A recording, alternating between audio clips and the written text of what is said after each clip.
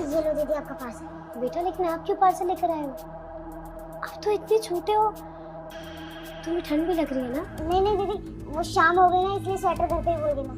बेटा लेकिन ऐसे तो नहीं करना चाहिए था ना, स्वेटर पहन के आना चाहिए था, ऐसे तो बीमार पड़ जाओगी तुम। अच्छा एक बात बताओ, तुम ये काम क्यों कर रही हो? घर में कोई नहीं क्या कमाने के लिए? आपको तो स्कूल जाना चाहिए ना। नहीं दीदी, मेरे घर पे कोई नहीं है मेरा ध्यान रखने के लिए, इसीलिए मैं ये काम करती हूँ। ये तो बहुत बुरा हुआ। तुम यहीं पे रुको, मैं तुम्हारे लिए स्वेटर लेके आती हूँ, ठीक है? नहीं दीदी, उसकी कोई जरूरत नहीं है, मैं ऐसे ही कर लूंगी काम। नहीं नहीं, यहाँ बाहर बीमार पड़ जाओगी। चलो मेरे साथ अंदर, चलो आओ।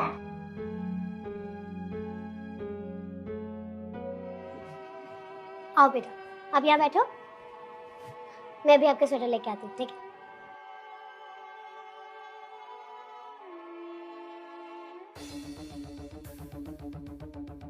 अरे निशा, कहाँ जा रही हो?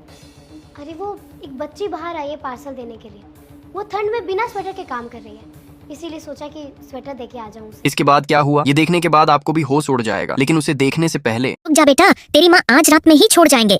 अगर तूने इस वीडियो को लाइक सब्सक्राइब नहीं किया तो, और अगर 5 दोस्तों को शेयर नहीं किया, लेकिन अभी लाइक सब्सक्राइब करके 5 दोस्तों को शेयर कर दिया, तो सिर्फ तेरी माँ ही नहीं बचेगी, बल्कि इस साल आपकी सरकारी नौकरी भी लग जाएगी। तो सोच ले बेटा, तेरा फैसला ही आपकी तकदीर बदल देगा।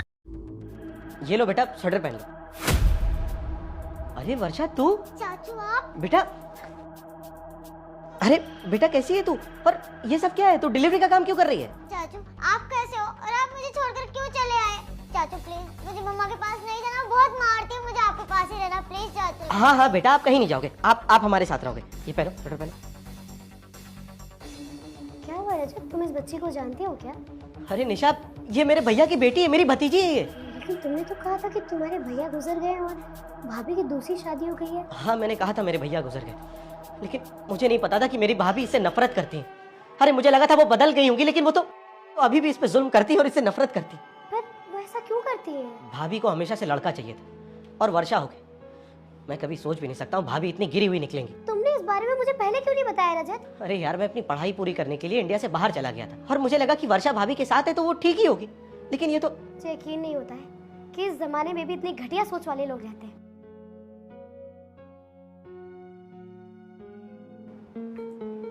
बेटा, अब से ना आपको परेशान होने की कोई जरूरत नहीं, अब आप हमारे साथ रहोगे, ठीक है? क्या सच में?